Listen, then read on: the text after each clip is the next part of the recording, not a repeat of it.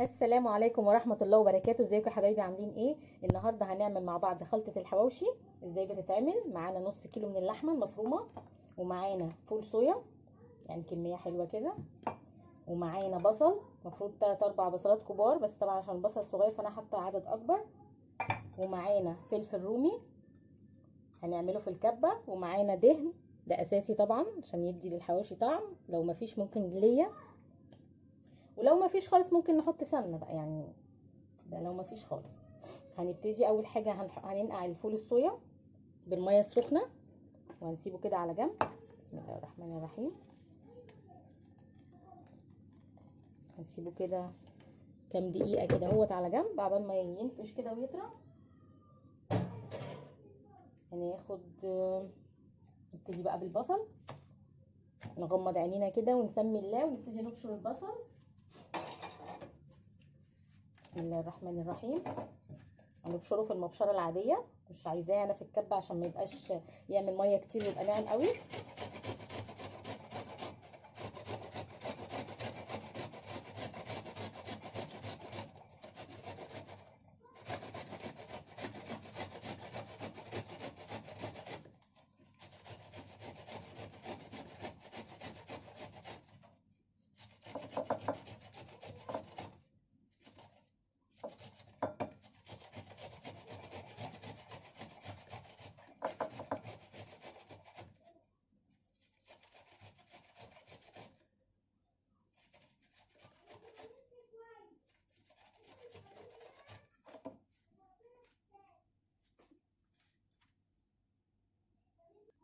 كده معانا البصل اهو بشرناه، هنعصره كويس قوي من الميه بتاعته.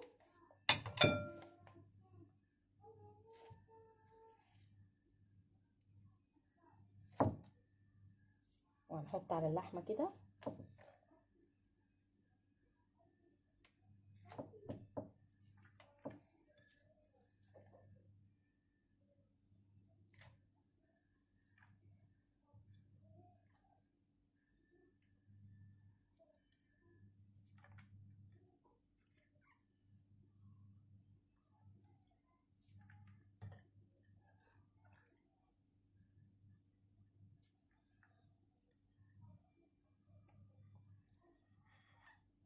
بعد كده هننزل بالتوابل.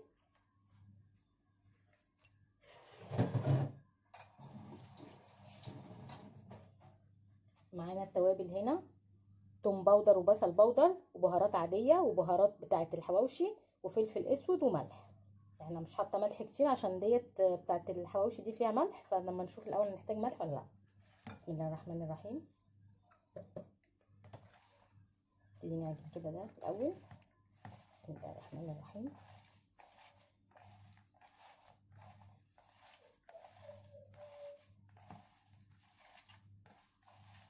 احنا لسه معانا الفول الصويا ما حطيناهوش ولا الفلفل ولا الدهن. هنعجن ده بس كده شويه.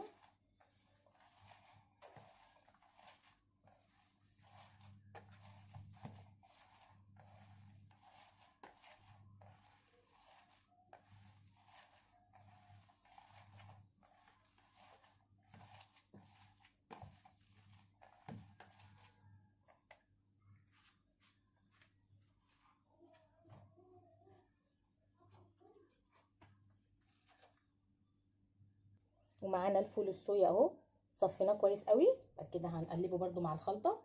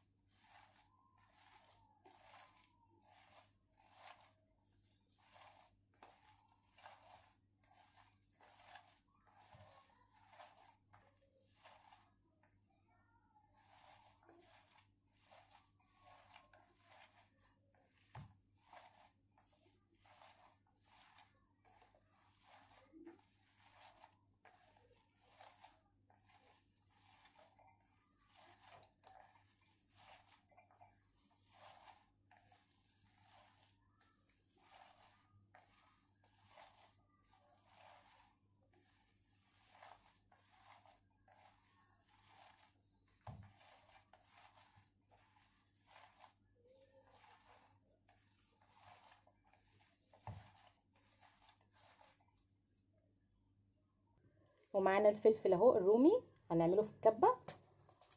بسم الله الرحمن الرحيم.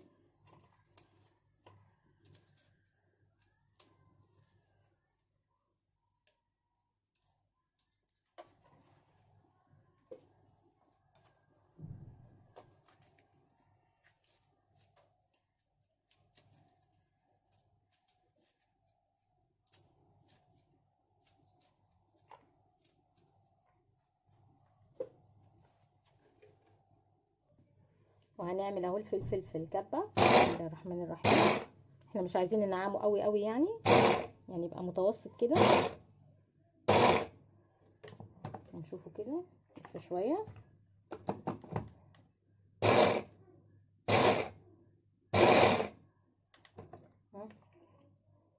لسه شويه صغيرين، سنه صغيره وخلاص.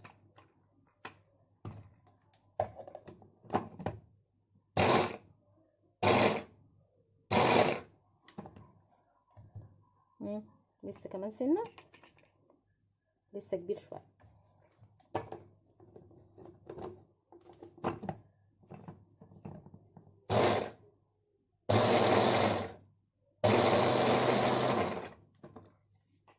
كده خلاص بقى كويس اهو، ده الحجم اللي احنا عايزينه.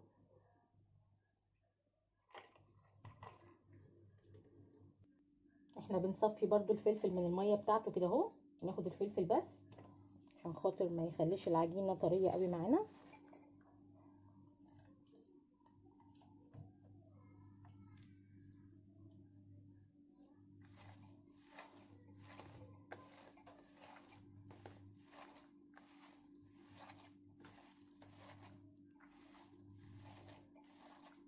الفلفل طبعا جميل بيديها ريحه تحفه. فاضل بس معانا الدهن، بيخلي العجينه متماسكه بتاعه الحواوشي، بيخلي طعمها جميل طبعا وتستوي.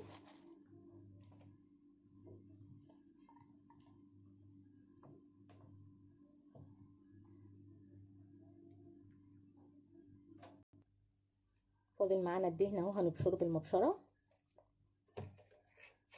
بسم الله الرحمن الرحيم.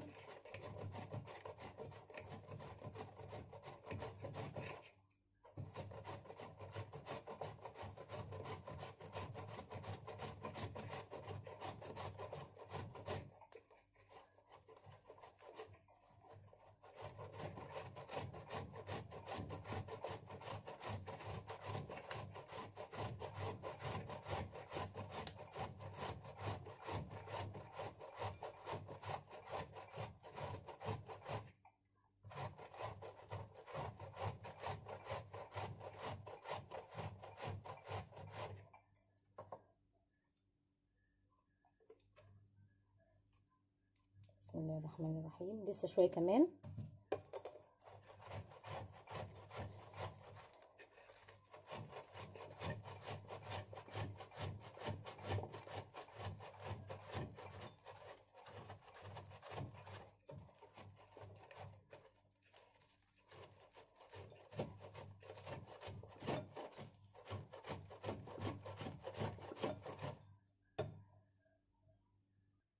اهي الكميه اللي احنا بشرناها، هنبتدي بقى نعجنها كويس قوي.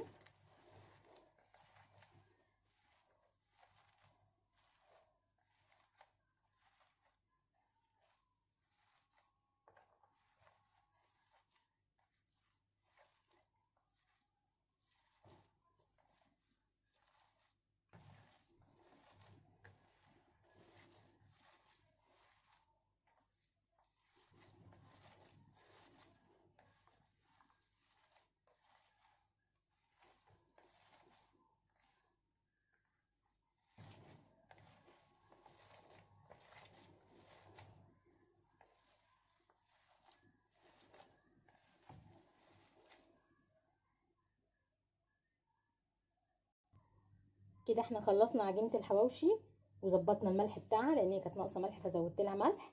انا عن نفسي هشيلها في الفريزر دلوقتي وهطلع منها لما احتاجها. احنا ممكن لو عايزين نعملها على طول ممكن نفردها في العيش ونسيبها، وممكن نشيلها بالعيش برده في الفريزر. ولو عايزين نشيلها ونطلعها وقت ما نحتاجها هتبقى سهله وبسيطه جدا معانا. يا رب الفيديو يكون عجبكم، والسلام عليكم ورحمه الله وبركاته.